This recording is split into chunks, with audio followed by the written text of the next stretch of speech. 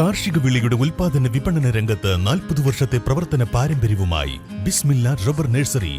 Bismillah rubber nursery, farm and gardens, Vaniyambalam. Nilambur tourism കോൺക്ലേവിന് തുടക്കം. കരിമ്പുഴയിലെ കേരള വനഗവേഷണ കേന്ദ്രത്തിന്റെ പരിസരത്താണ് ഇനി നിലമ്പൂർ ലോകമറിയട്ടെ എന്ന തലക്കെട്ടിൽ നിലമ്പൂർ ടൂറിസം കോൺക്ലേവിന് വേദിയൊരുക്കിയത്. ശിവശങ്കരൻ IAS മലപ്പുറം ജില്ലാ കളക്ടറായിരുന്ന സമയത്തൊക്കെ ധാരാളം നടപടികൾ സ്വീകരിച്ചിട്ടുണ്ട്. അങ്ങനെയാണ് നമുക്കിവിടെ ആട്ടിയമ്പാറ സങ്കേതങ്ങളും കാര്യങ്ങളൊക്കെ നമുക്ക് മനസ്സിലാക്കാൻ സാധിക്കും. പക്ഷേ യഥാർത്ഥത്തിൽ ഇത് നമ്മുടെ ചുറ്റുപാടുമുള്ള ആൾക്കാർക്ക് മാത്രം അറിയാവുന്ന ആയിരുന്നു. അത് മാറ്റി ഇന്ത്യയിൽ മാത്രമല്ല പുറത്തും നിലമ്പൂരിനെ നമുക്കൊന്ന് എക്സിബിറ്റ് ചെയ്യണം, എക്സ്പോസ് ചെയ്യണം എന്നുള്ള താല്പര്യം എല്ലാവർക്കും ഉണ്ട്.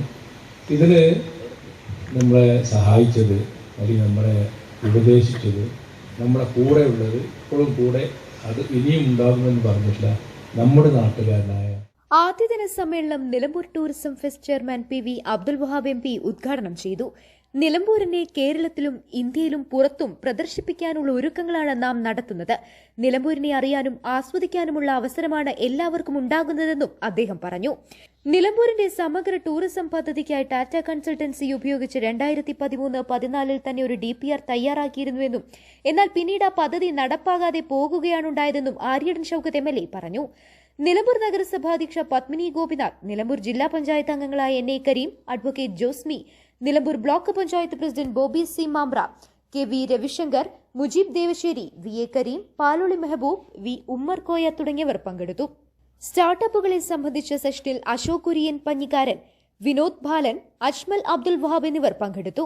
ഗ്രേറ്റർ നിലമ്പൂർ ഇനീഷ്യേറ്റീവ് സ്ഥാപകൻ KP ഷാഹിദ് മോഡറേറ്ററായി.